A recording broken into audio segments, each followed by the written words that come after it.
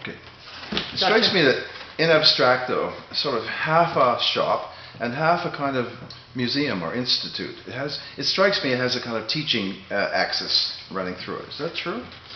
I think in a little way, because I think I've tried to educate people mostly about Canadian design, because I've collected Canadian design for 15 years now, and sort of just educated myself on it. So I find that I wind up educating my customers, because most people don't know that Canadians designed furniture. No, they don't know much about that at all. We Nothing. always look to Italy or somewhere. Yeah. Yeah.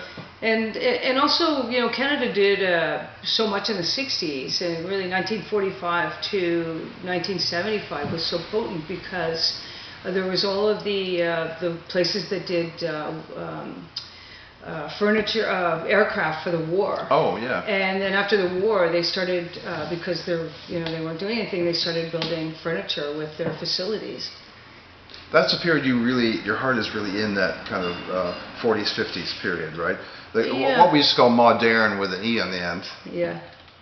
What's that? So there's a period we used to call modern, With spelled with an an E on the end. Yeah. Modern. Yeah, modern. Yeah. How did you come to love this period in particular? Well, I was always interested in architecture. I started getting interested in architecture when I was traveling in the 80s, and I lived with an architect, so I felt like I had sort of got immersed in it in a way that I really didn't know very much about it. So I think that architecture and design sort of go hand in hand too. Mm-hmm.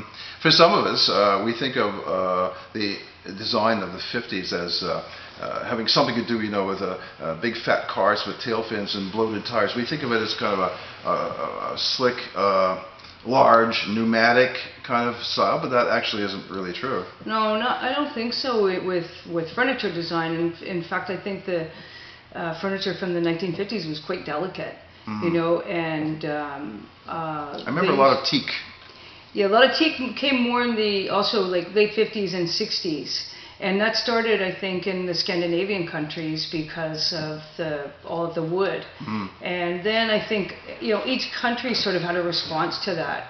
It was probably had to do with world fairs and Finland or Denmark showing up and doing their booths, and then the world sort of mimicking that as well. So Canada had a take on it, and Italy and Yugoslavia and in the States.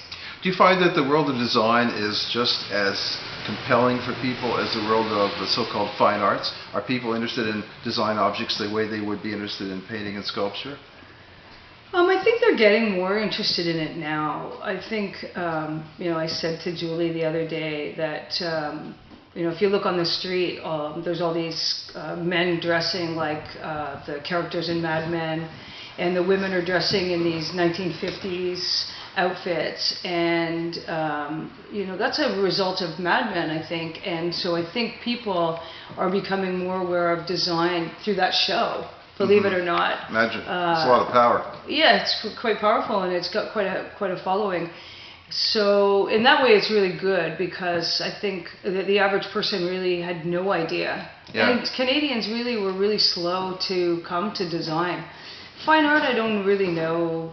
It's not really my genre. No, I was only asking if people were beginning to show a certain kind of respect for design objects that they would have earlier shown for fine art objects. Yeah, I think it's some of my best customers, I have to say, are Europeans and Americans, because they have they have more of a history of it, and they're a bit more educated in it, really. But we're getting, I think, better here in the last 10 years. Great.